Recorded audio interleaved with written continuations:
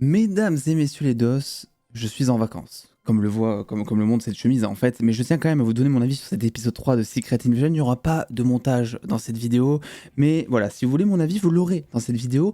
On est sur un épisode 3, et ça sera full spoiler comme d'habitude, qui, eh bien, ne surprend pas, mais ne déçoit pas pour autant. Et c'est tout ce qu'on demandait encore une fois, et cette série depuis le départ, c'est tout ce qu'on demande. Il n'y a rien de plus à ça. Les révélations dans cet épisode qui sont faites sont des révélations auxquelles on s'attendait maintenant depuis un certain temps.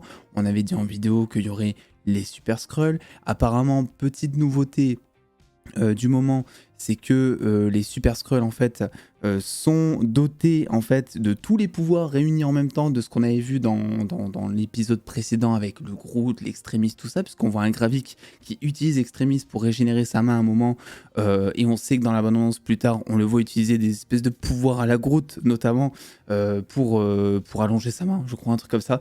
Donc là-dessus, c'est super intéressant. Donc j'ai hâte de voir tout ça combiné, ce que ça peut donner et comment est-ce que tout ça peut aussi rivaliser avec des Avengers, parce que c'est clairement le but, hein, ils veulent déclencher une troisième guerre mondiale, voilà, normal quoi, et tout bonnement ensuite rivaliser avec certains des Avengers. Donc là-dessus, c'est plutôt intéressant. Et enfin, on va parler d'une chose, les gars, je vais le poser direct parce que c'est la chose la plus intéressante.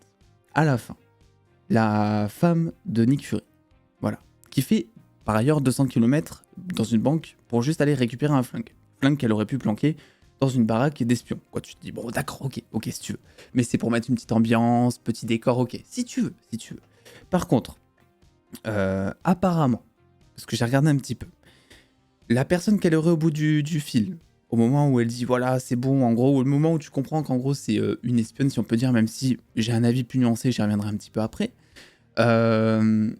apparemment, ça serait le général Rhodes au téléphone derrière, ce qui indiquerait qu'il serait lui aussi un Skrull. Et quand il pense, eh bien c'est vrai que Nick Fury, personne ne l'appelle Nick, sauf Becky, sa mère je crois.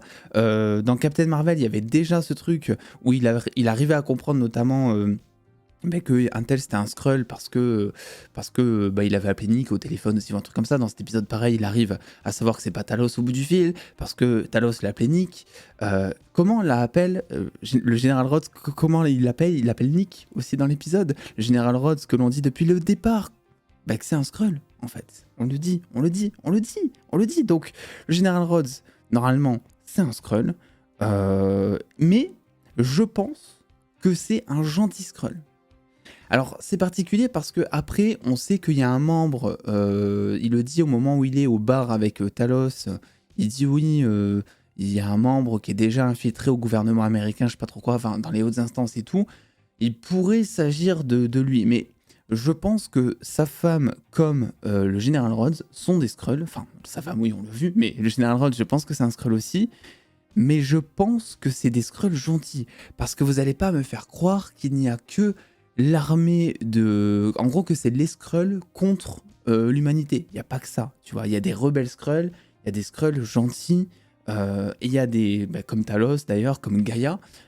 Et je pense que Rhodes et la femme de Nick sont dans ce camp-là. Je pense pas que ce soit des terroristes ou des trucs comme ça.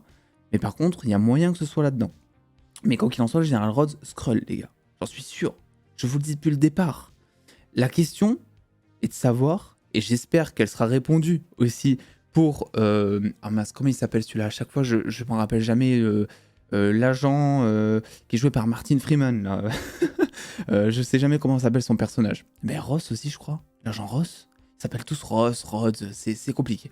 Je pense, enfin j'espère que on va nous répondre à cette fameuse question, depuis quand? Parce que c'est une question qui est ultra importante. Général Rhodes, celui-ci en tout cas joué par cet acteur, il est là depuis Iron Man 2. Oui c'est ça, il est là depuis Iron Man 2. Et depuis Iron Man 1, Général Rhodes, si on veut juste parler du personnage, ce qui fait que le Général Rhodes c'est un personnage qui est présent depuis le début du MCU. Donc en fait, le fait de nous dire que lui c'est un Skrull, s'il est là depuis le début du MCU, c'est pas vraiment anodin. Tu vois ce que je veux dire? Parce que ça veut dire que ça fait genre quoi, 15 ans qu'on se fout de ta gueule. Donc là-dessus, c'est plutôt intéressant. Ensuite, on a donc Emilia Clarke. Bon, parlons-en. On est tous d'accord, elle n'est pas morte, les gars, Emilia Clarke, puisqu'on sait tout bonnement que il y a une scène dans la bande-annonce que l'on avait vue, on voit Emilia Clarke qui est devant un miroir, qui est en Skrull entièrement. On n'a pas eu cette scène encore dans la série. Donc moi je pense que sa mort va amener d'autres choses, dans le sens où Emilia Clarke, enfin Gaïa, c'était un personnage qui était un petit peu vu moi j'ai l'impression, comme par les autres Skrulls, comme un personnage un peu centre, tu vois. Genre un peu la bienveillance dans tout ce gros bordel de Troisième Guerre mondiale. Un peu la maman du groupe, tu sais, elle fait visiter le petit nouveau, tout ça, au début. Donc le fait que Gravik l'ait tué, je pense qu'au bout d'un moment, bon ça se saura pas de suite, on va dire qu'elle est morte, mais je pense qu'au bout d'un moment ça se saura, et qu'en fait il va y avoir vraiment quelque chose qui va se monter contre Gravik, dans le sens où Gravik, plus on avance et plus on a l'impression qu'il commence à être abus de pouvoir, qui commence à totalement péter un câble en fait, qui commence à devenir tyrannique, voilà. Et ça, je pense qu'au bout d'un moment, ça va lui être reproché, notamment tout son truc de Super Skrull. Peut-être qu'il y a des Skrulls qui vont pas forcément adhérer, tu vois. Après tout, il y a des humains qui n'adhèrent pas forcément. Bon, peut-être pas dans le MCU, et encore. Mais par exemple, quand il y a les X-Men, tu vois, quand il y a des mutants, bah, les mutants, c'est quoi? C'est des humains qui ont des trucs, des gènes qui ont muté. Donc pour moi, ça peut vraiment être pareil pour les Skrulls, en mode ouais, mais non, nous, on veut pas infliger ça à notre ADN, ça va un peu trop loin, pour juste avoir notre havre de paix, quoi. Donc ça, plus Emilia Clarke, plus le fait que Gravik commence à péter un câble, je pense qu'au bout d'un moment, il va y avoir des gens qui vont se retourner, et qu'en fait, il va y avoir vraiment deux camps qui vont se dessiner, parce que pour l'instant, il n'y en a qu'un seul, en vrai, de camp. C'est vraiment genre l'humanité et Talos contre les Skrulls, en fait, pour l'instant. Mais moi, je pense qu'il va y avoir les rebelles Skrulls, Gravik, contre les Skrulls gentils, et avec l'humanité. Donc Talos plus Nick plus les Avengers, et c'est pour ça qu'en fait, on nous le dit depuis le départ, on n'a pas besoin des Avengers, c'est parce qu'en fait, il va y avoir déjà une armée. Donc même si t'as des Super Skrulls en face, bon, si t'as le nombre, en vrai, ça le fait, tu vois. Si t'as 1000 Skrulls d'un coup contre Gravik, au bout d'un moment, il finira bien par arriver à se prendre une balle dans la tête, quoi, tu vois ce que je veux dire. Donc, il y a moyen que ça puisse marcher dans ce sens. Sinon, c'est vrai que l'épisode en soi, j'ai fini l'épisode un peu, j'étais un peu en mode ah ben c'est tout, voilà, parce que je m'attendais peut-être à une révélation ou même un Gravik, tu sais, qui allait utiliser ses pouvoirs de Groot ou je ne sais trop quoi. Au final, ils ne l'ont pas fait, même si on le sait déjà pour ceux qui ont vu la bande-annonce. Et j'ai adoré cet épisode aussi pour tout le côté qui était important à faire, tout le côté développement de personnages autour de Nick Fury et de Talos, parce qu'en fait, les deux, c'est... Enfin, tu vois tellement qu'il y a de rancœur, et puis le mec a tellement déconné, quoi. Tu vois, même avec sa femme, il est arrivé, il s'est fait éclipser pendant je sais plus combien de temps, elle était solo. Une fois qu'il l'a retrouvée, bah, il a dit bah non, en fait, je me casse dans l'espace, j'ai pas le temps.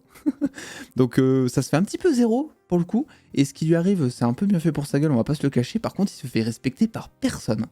Par Olivia, enfin le personnage d'Olivia Colman, à chaque fois j'oublie son nom, il se fait pas respecter.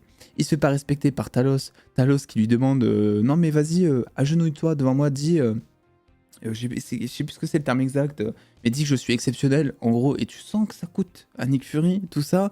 Il se fait aussi chier dessus par Rhodes, qui était un Skrull évidemment, hein, on est tous d'accord là-dessus.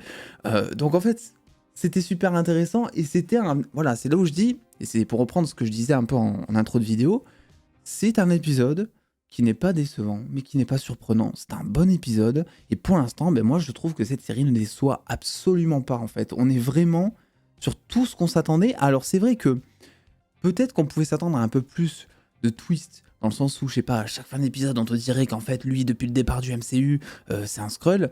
Mais en fait, franchement, ça suffit là. Franchement, ça suffit pour théoriser un petit peu, se faire plaisir, avoir une série qui est toujours aussi lente d'ailleurs dans sa mise en scène, mais qui fonctionne comme ça.